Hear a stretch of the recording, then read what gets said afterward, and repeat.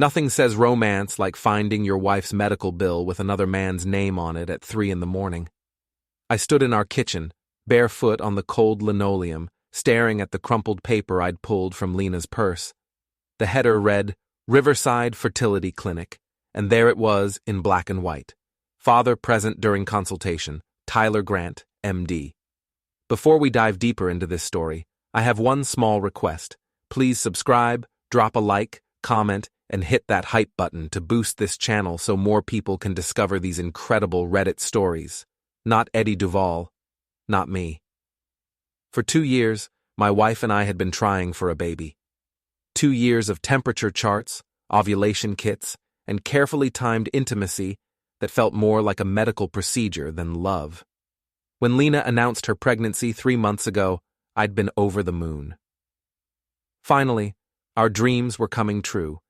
Except apparently, I hadn't been the only one working toward that dream. The front door clicked open, and I heard Lena's heels on the hardwood.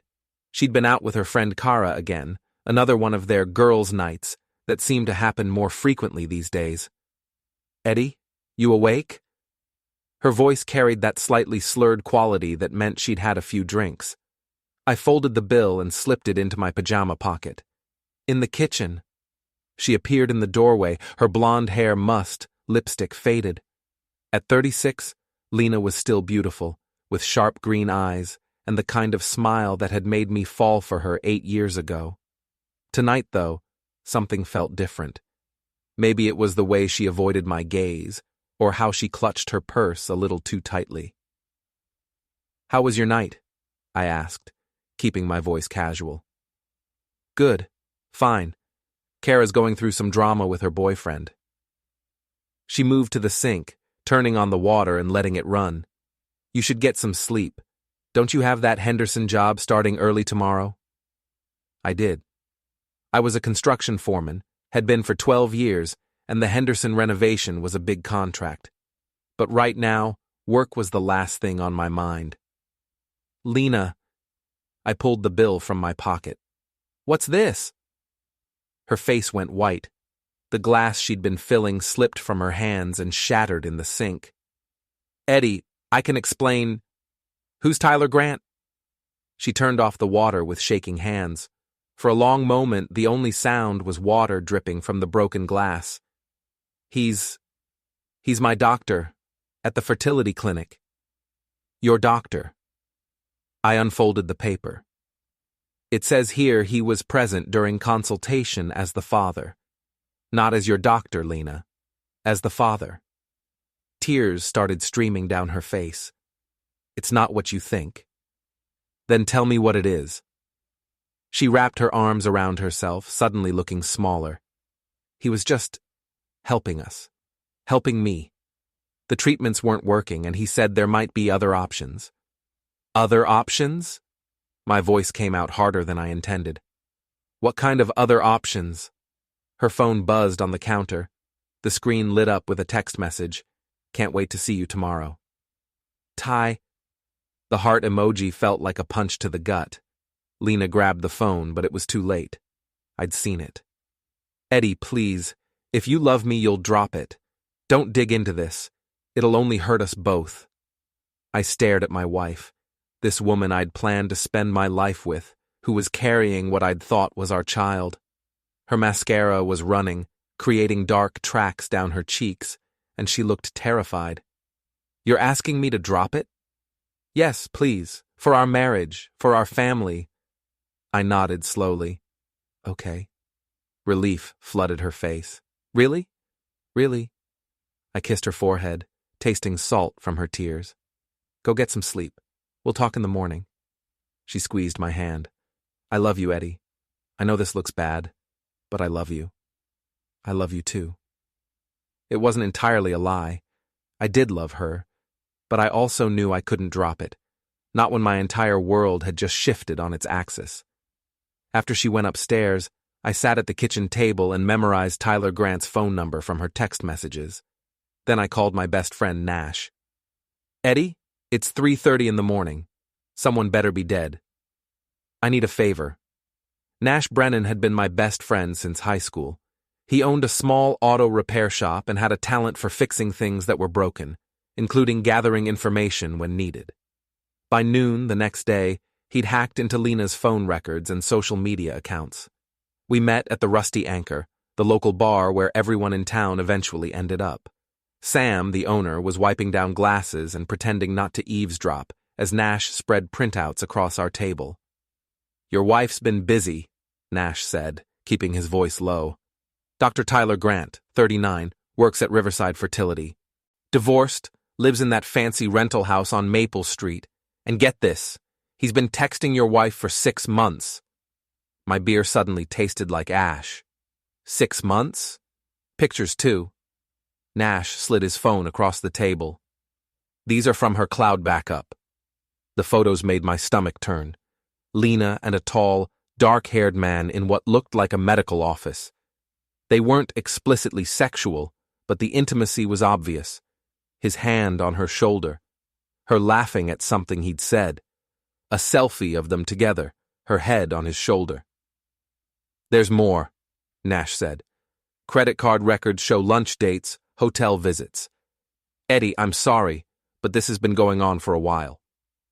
I downed the rest of my beer. What else? The interesting part is the timing. The hotel visit stopped about 4 months ago, right around when she would have gotten pregnant. 4 months ago. Right when Lena had suddenly become more affectionate, more attentive, when she'd started talking about our future together, our family. "She used him," I said. "Looks like it. But Eddie, you need to be smart about this. Don't do anything stupid." Before I could respond, the bar door opened and Kara walked in with another woman I recognized as Tina, one of Lena's co-workers. They spotted us and whispered to each other before taking a booth across the room. Sam wandered over with another beer. "Heard congratulations are in order," he said. "Lena's pregnant, right?" "That's what she tells me." Sam's expression shifted slightly. "Well, that's good news." He glanced toward Kara and Tina's booth. "Those two have been in here a lot lately. A lot of whispering about your wife." "What kind of whispering?" "The kind that ain't my business to repeat. But Eddie, you're a good guy. You deserve better than secrets."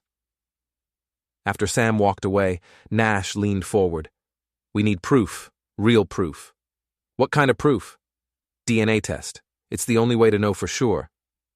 The thought had already occurred to me, but hearing it out loud made it real. "How do I get her to agree to that?" "You don't ask. You tell her it's for fun, for the baby book or something. Make it sound romantic." That evening, I stopped at a pharmacy and bought a home DNA test kit. The kind advertised on TV for finding your ancestry, but that could also determine paternity. Lena was in the living room when I got home, feet up on the coffee table, rubbing her barely visible bump. "How was work?" she asked. "Good. Henderson job's coming along." I sat beside her and pulled out the DNA kit. "I got us something." She looked at the box suspiciously. "What's this?" "DNA test. I thought it might be fun to know what we're passing down to the baby. Irish, German, whatever else is in there." Her face went pale. "Eddie, I don't think—" "Come on, it'll be fun. We can find out if the baby's going to be stubborn like you or hard-headed like me." She forced a laugh. "Both, probably." "So you'll do it?" She was quiet for a long moment, then nodded. "Sure, for fun." But her hands were shaking as she took the kit. The next morning, I drove to Riverside Fertility Clinic. I'd called ahead, claiming to be checking on my wife's appointment schedule.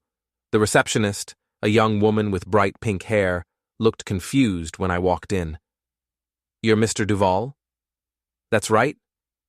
She frowned at her computer screen. "I'm sorry, but I don't show you in our system. Are you sure you have the right clinic?" "My wife is Lena Duvall. She's been coming here for treatments." "Oh." The girl's expression changed. "You're the other Mr. Duvall." "The other Mr. Duvall." The words hit like a slap. "I'm sorry," she continued, "but I can only discuss patient information with authorized individuals. Dr. Grant would need to approve any—" "Dr. Grant?"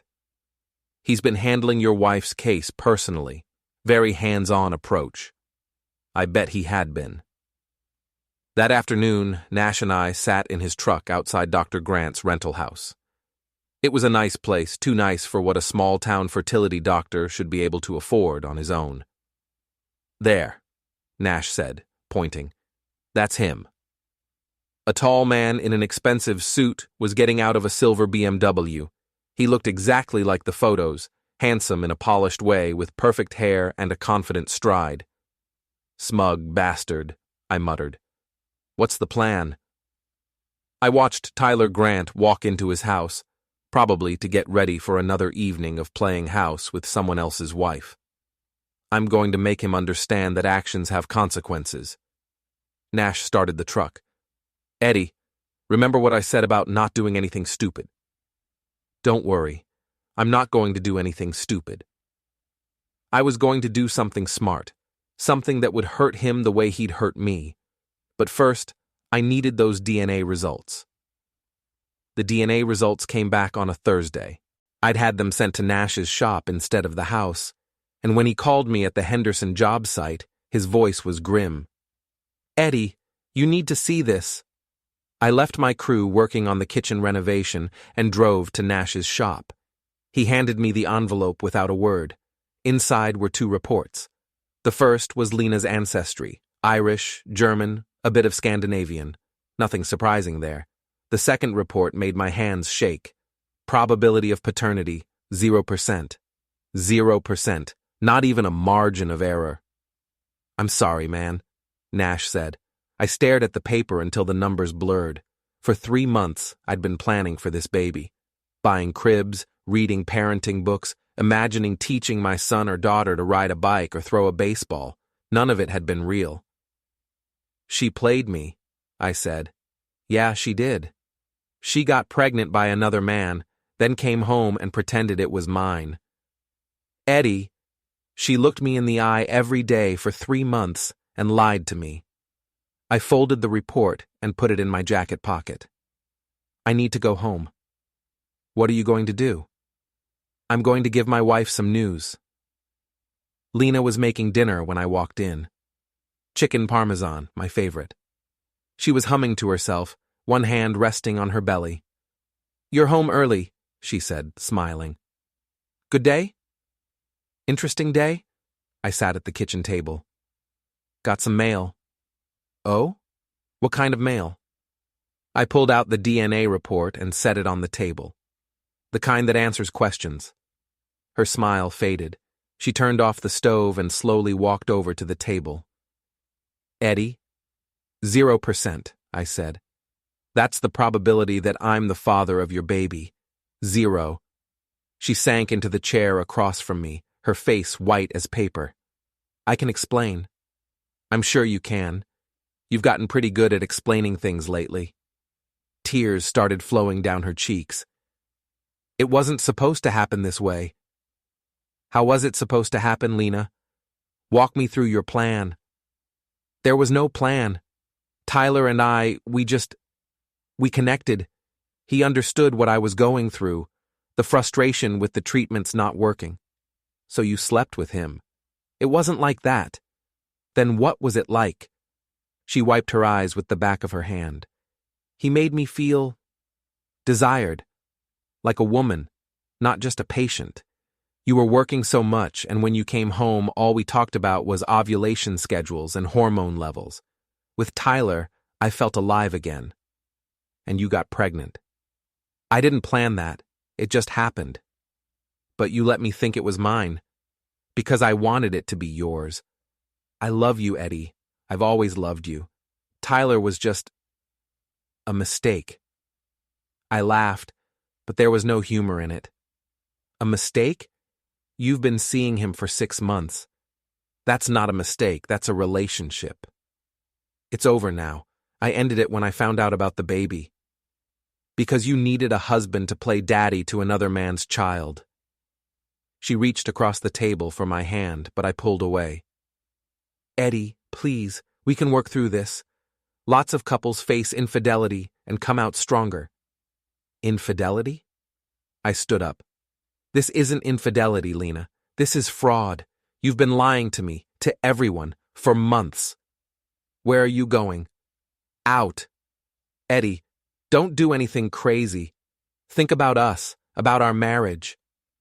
I turned back to her. What marriage? What us? You're pregnant with another man's baby and you've been lying to me about it for months. There is no us. I drove straight to the Rusty Anchor. It was early evening, and the place was starting to fill up with the after-work crowd. I found a corner booth and ordered a whiskey. I was halfway through my second drink when Kara and Tina walked in. They spotted me immediately and whispered to each other before Tina approached my table. Eddie, can I talk to you? Sure. Pull up a chair. She sat down, looking nervous. I heard Lena told you about the baby. She told me a lot of things, most of them lies. Tina glanced around to make sure no one was listening. I want you to know that some of us didn't approve of what she was doing. Some of you knew? Kara knew everything. She encouraged it, actually. Said Lena deserved to be happy. And you? I told her she was making a mistake, that you deserved better. I finished my whiskey. Why are you telling me this? Because Lena's planning something. She and Kara have been talking about damage control. They're going to try to make you look like the bad guy in all this. How? I don't know the details, but Kara mentioned something about abuse allegations, making it look like you're dangerous, unstable. The glass in my hand suddenly felt very heavy. She's going to claim I abused her? I think so. I'm sorry, Eddie. I know it's not true, but Lena's scared. She'll do anything to protect herself. After Tina left, I sat in that booth for another hour thinking. My wife was carrying another man's child, had been lying to me for months, and now she was planning to destroy my reputation to cover her tracks. I pulled out my phone and called Nash. I need your help, I said when he answered. What kind of help? The kind that makes sure the truth comes out. Eddie, what are you planning? I looked around the bar at all the familiar faces, people I'd grown up with, worked alongside, called friends for years. Soon, they'd all know what Lena had done. But first, I needed to make sure they heard the real story, not whatever lies she was planning to spread. I'm going to give this town something to talk about. The next morning, I drove to Tyler Grant's house. It was Saturday, and his BMW was in the driveway. I parked across the street and waited. At 10:30, he came out to get his newspaper. He was wearing expensive pajamas and a silk robe, the kind of outfit that screamed, I have money and want everyone to know it. I got out of my truck and walked across the street. Dr. Grant? He looked up, and I saw recognition flicker in his eyes. You must be Eddie. That's right, Eddie Duvall, Lena's husband. He straightened up, trying to look confident. Look, I think there's been some misunderstanding. No misunderstanding. I know about you and my wife. I know about the baby. His face went pale, but he maintained his composure. I think you should talk to Lena about this. I did talk to Lena. Now I'm talking to you. I stepped closer. Tyler was taller than me, but I was broader, stronger. Years of construction work had given me the kind of build that made people think twice about starting trouble. What do you want? He asked. I want you to understand something. That baby my wife is carrying, she's been letting me think it's mine for 3 months. Eddie, I'm sorry about how this happened, but... You're sorry? I laughed. You're sorry that you got caught. It wasn't supposed to go this far. What was it supposed to be? A quick fling with a married woman?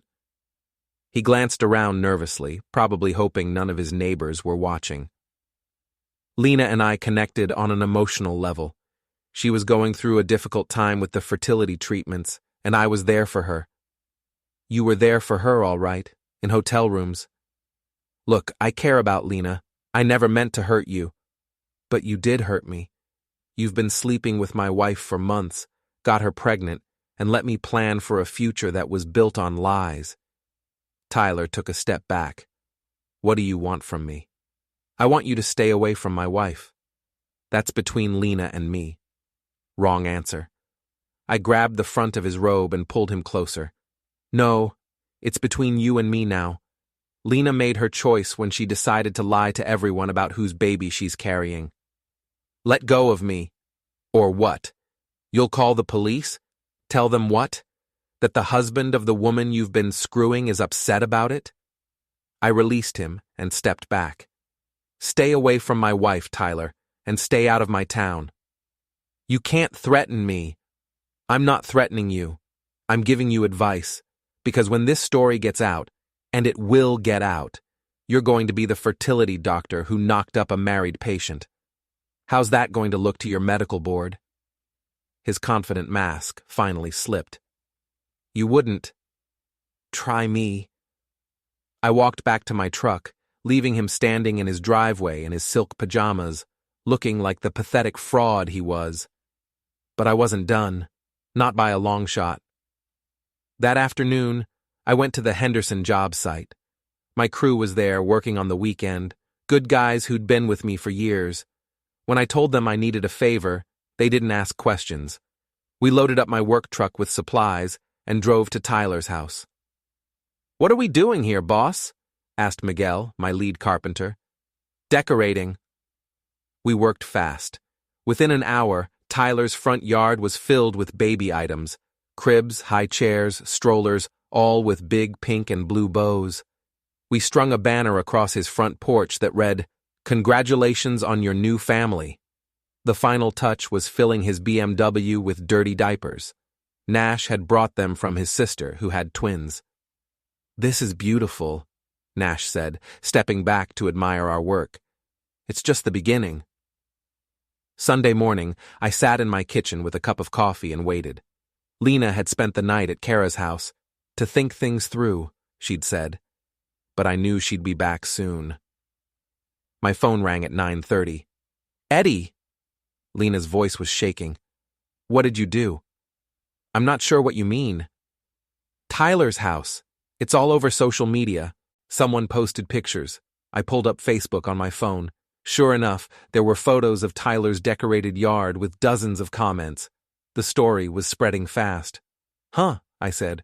Looks like someone's having a baby. Eddie, this is insane. You can't do this. Do what? I haven't done anything illegal. You're destroying his reputation. I'm not destroying anything. I'm just making sure people know the truth. What truth? That Dr. Tyler Grant got a married patient pregnant and then let her lie to her husband about it for 3 months. Silence on the other end of the line. Lena, are you there? I'm coming home. We need to talk. I'll be here. But when she arrived an hour later, she wasn't alone. Kara was with her, and they both looked ready for war. Eddie, Kara said before Lena could speak, you need to stop this right now. Stop what? The harassment, the public humiliation. It's not helping anyone. I looked at my wife, who was standing behind her friend like a shield. Is this how you want to handle this, Lena? Send your friend to fight your battles? I'm trying to protect everyone involved, Lena said. Everyone? You mean you and Tyler? I mean our marriage. What marriage? You're pregnant with another man's baby. Kara stepped forward. Eddie, you need to calm down. You're acting unstable. The word hit me like a slap. Unstable. Just like Tina had warned me. Unstable? I stood up. I'm unstable because I'm upset that my wife has been lying to me for months. You're unstable because you're harassing people and destroying property, Kara said. I haven't destroyed anything. Tyler's car is filled with diapers. Appropriate, don't you think, considering he's about to be a father? Lena finally spoke up. Eddie, please. I know I hurt you, but this isn't the way to handle it. Then tell me, Lena, what is the way to handle it? Should I just pretend nothing happened, raise another man's child, and never mention that you lied to me about it? We could go to counseling. Counseling? I laughed. You want to go to counseling to work through the fact that you've been cheating on me for 6 months and are pregnant with your lover's baby? It doesn't have to end our marriage. I stared at my wife. this woman I'd loved for 8 years, who was asking me to forgive the unforgivable. Yes, it does. Word spread fast in a small town like ours. By Monday morning, everyone knew about Lena's affair and the baby. The reactions were mixed, but they fell into predictable camps. At the Henderson job site, my crew was solidly behind me. "That's messed up, boss," said Tommy, our youngest worker. "Making you think the baby was yours." "Women like that give the rest of us a bad name," added Sarah, our only female crew member. But not everyone was supportive. When I stopped by the hardware store for supplies, I could feel people staring and whispering. Some looked sympathetic, others seemed to think I was handling things wrong. The real test came that evening at the Rusty Anchor. I walked in to find the bar divided. My usual supporters, Nash, Sam, a few other longtime friends, were at one end. At the other end sat a group that included some of Lena's co-workers and friends. I took my usual stool at the bar. Sam poured me a beer without being asked. "Hell of a weekend," he said quietly. "It's not over yet." "Eddie?" The voice came from behind me. I turned to see Detective Molly Hart, an old classmate who'd joined the police force after college. "Can I talk to you?" We moved to a quiet corner booth. "I've gotten some complaints," she said. "About what?" "Harassment, vandalism. There's talk of getting a restraining order." "Against me?" "Tyler Grant filed a report this morning. Says you threatened him and damaged his property." I took a sip of my beer. "What property did I damage?" "His car, the diapers." "Putting diapers in someone's car isn't vandalism, Molly. It's littering at worst." "And the threats?" "I told him to stay away from my wife. That's not a threat, it's advice." Molly studied my face. "Eddie, I've known you since high school. You're not a violent guy, but people are worried you might do something stupid." "Like what?" "Like hurt someone." I set down my beer. "The only person who's been hurt here is me. My wife has been cheating on me for 6 months, got pregnant by another man, and let me think the baby was mine for 3 months. Now she and her friends are trying to make me look like the bad guy." "I understand you're angry. Do you? Do you really understand what it's like to find out your entire life is built on lies?" Molly was quiet for a moment. "No, I don't. But I understand that revenge can destroy you faster than it destroys the people you're trying to hurt." After she left, I sat alone in the booth, thinking, maybe Molly was right. Maybe I was letting anger cloud my judgment. Then Kara walked over. "Eddie, we need to talk." "I don't think we do." She sat down anyway. "Lena's a mess. She's scared, confused, and she's pregnant. This stress isn't good for the baby." "It's not my baby. But it could be your baby, if you want it to be." I stared at her. "Are you seriously suggesting I should raise another man's child and pretend nothing happened?" "I'm suggesting you think about what you really want. Do you want to save your marriage, or do you want to destroy everyone involved?" "I want the truth to come out." "The truth is out. Everyone knows. What more do you want?" What did I want? I'd been so focused on exposing Lena and Tyler that I hadn't really thought about what came next. "I want them to face consequences for what they did." "What kind of consequences?" Before I could answer, my phone buzzed with a text from Nash. "Check your email. Now." I pulled up my email and found a message from Nash with an audio file attached. The subject line read, "You need to hear this." I put in my earbuds and hit play. Lena's voice came through clearly. "We need to make Eddie look unstable, dangerous. If we can get a restraining order, it'll look like he's the problem." Tyler's voice, "What are you suggesting?" "Kara has a friend who works at the police station. We can make it look like Eddie threatened me, maybe even hit me." "That's a serious accusation." "It's the only way to protect ourselves. Eddie's not going to let this go. He's going to keep digging, keep making trouble. We need to discredit him before he destroys both our reputations completely." The recording continued for another few minutes, with Lena and Tyler planning to frame me for domestic abuse. I looked up at Kara, who was still sitting across from me, waiting for my answer about what I wanted. "I want justice," I said. The next morning, I drove to the police station and asked to speak with Detective Hart. I played the recording for her in her office. "Where did you get this?" she asked. "Does it matter?" "It matters for legal purposes.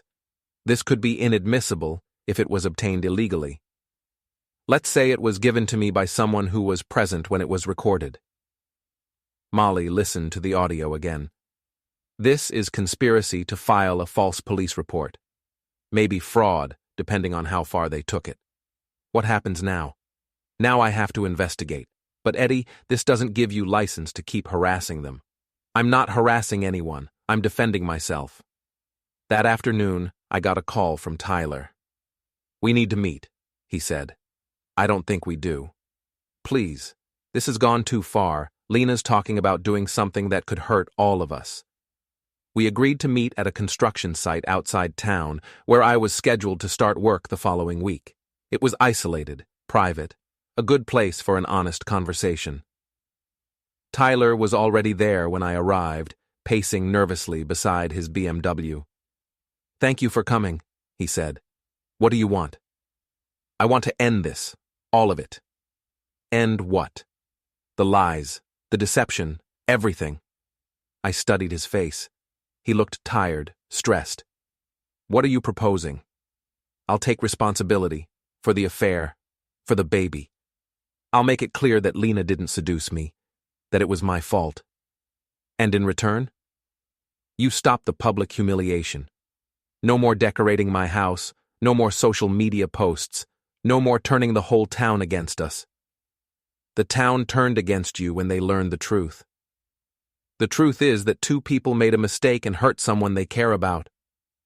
"You care about me?" He had the grace to look embarrassed. "I care about doing the right thing. The right thing would have been not sleeping with my wife. You're right, but we can't change that now. We can only decide how to move forward." I walked closer to him. "Here's how we're going to move forward, Tyler. You're going to leave town, find another job, another life, somewhere else. I can't just abandon my practice.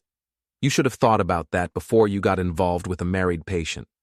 And if I don't leave, then everyone in this town will know exactly what kind of doctor you are. The medical board will get a full report. Your patients will find other doctors. Your reputation will be destroyed." He was quiet for a long moment. "You're not going to forgive her, are you? Would you? I don't know. Then we don't have anything else to talk about." As I turned to leave, Tyler called out, "She loves you, you know. She really does." I stopped. If she loved me, she wouldn't have done this. People make mistakes. This wasn't a mistake, Tyler. This was a choice. She chose you over me every time she met you, every time she lied to me, every time she let me think that baby was mine. She chose you. I got in my truck and drove away, leaving him standing in the empty lot with his expensive car and his guilty conscience. But I still wasn't done. There was one more person I needed to deal with. 3 days later, Lena filed for divorce. She also filed for a restraining order, claiming I had threatened her and was becoming increasingly unstable. The hearing was scheduled for Friday morning. I arrived at the courthouse with Nash and a folder full of evidence, including the audio recording of Lena and Tyler planning to frame me. Lena was there with Kara and a lawyer I didn't recognize. She looked pale and tired, her pregnancy beginning to show more prominently. When our eyes met across the courtroom, I saw something I hadn't expected. Shame. The hearing was brief. Lena's lawyer presented her case first, painting me as an angry, potentially violent husband who couldn't accept his wife's decision to end their marriage. Then it was my turn. I played the audio recording. The courtroom fell silent as Lena's voice filled the space, discussing plans to falsely accuse me of abuse. When it ended, the judge looked at Lena with disgust. "Mrs. Duvall, do you have an explanation for this recording?" Lena's lawyer whispered something to her, but she shook her head. "Your Honor, I was scared. I thought Eddie might hurt me. Based on what evidence? He's been acting strange since he found out about the baby. The baby that isn't his? Lena's face crumpled. Yes. The judge denied the restraining order and warned Lena about filing false reports. As we left the courthouse, she tried to approach me. Eddie, wait. I stopped on the courthouse steps. What? I'm sorry. I'm so sorry for all of this. Are you sorry you did it, or sorry you got caught? Both. I know that's not what you want to hear, but it's the truth. The truth. That's a new concept for you. She flinched. I deserve that. You deserve a lot more than that. I know you hate me. I don't hate you, Lena. I hate what you did. I hate that you lied to me for months. I hate that you let me plan for a future that was never real. But I don't hate you. Then maybe we can work through this. No. I shook my head. We can't work through this. Trust is like a window, Lena. Once it's broken, you can tape it back together, but you'll always see the cracks. So that's it? 8 years of marriage, and you're just walking away? I'm not walking away. You walked away 6 months ago when you started sleeping with Tyler. I'm just finally accepting it. That evening, the rusty anchor was packed. Word of the courthouse hearing had spread, and everyone wanted to hear the story firsthand. I found myself holding court at the bar, surrounded by friends and neighbors who wanted to show their support. For the first time in weeks, I felt like myself again. Eddie! Sam called out. Speech! The crowd quieted down, waiting. I stood up, beer in hand. I want to thank everyone for their support these past few weeks. It's meant more than you know. Applause filled the bar. Some of you have asked me what I'm going to do now. Well, I'll tell you, I'm going to keep building things. Good, solid things that will last. I'm going to keep working with my crew, who are the best damn construction workers in the state. More applause. And I'm going to remember that sometimes, the worst thing that happens to you turns out to be the best thing that could have happened. What do you mean? Someone called out. I mean, I almost spent my life raising another man's child while married to a woman who didn't respect me enough to tell me the truth. Now I'm free to find someone who will. The crowd erupted in cheers and applause. Later, as the evening wound down, Tina approached me. Eddie, I have something for you. She handed me a small recording device. What's this? Lena and Kara don't know I recorded them planning to frame you. I thought you might need more evidence. Why are you helping me? Because what they did was wrong. And because you deserve better. I pocketed the device. Thank you. What are you going to do with it? I looked around the bar at all the faces of people I'd known for years, people who had supported me through the worst time of my life. I'm going to make sure the truth stays out there. The next morning, I uploaded the original audio recording to social media with a simple caption. The truth about what really happened. Within hours, it had been shared hundreds of times. Comments poured in from friends, acquaintances, and strangers, all expressing support and outrage at what Lena had tried to do. By noon, the story had been picked up by local news outlets. By evening, it was trending on social media platforms across the region. Tyler Grant left town that weekend. I heard through the grapevine that he'd taken a job at a clinic in another state, far from the scandal that had destroyed his reputation locally. Lena moved in with Kara temporarily, then found her own apartment across town. She tried to keep her job at the insurance company, but the negative publicity made it impossible. Eventually, she moved back to her hometown to live with her parents. The divorce was finalized 3 months later. Lena got nothing except her personal belongings and the responsibility of raising a child whose father had abandoned them both. I kept the house, the business, and my reputation intact. But the real victory wasn't what I kept. It was what I learned. I learned that sometimes the people closest to you are capable of betraying you in ways you never imagined. I learned that standing up for yourself isn't always easy, but it's always necessary. And I learned that the truth, no matter how painful, is always better than living a lie. 6 months after the divorce was final, I was having dinner at a restaurant in the next town over when I saw a familiar face. Detective Molly Hart was sitting alone at the bar, still in her uniform. "Mind if I join you?" I asked. She smiled. "I was wondering when you'd ask." We talked for hours that night, about everything and nothing. She told me about the cases she was working on, the challenges of being a female cop in a small town. I told her about the new projects my company was taking on, the house I was renovating for myself.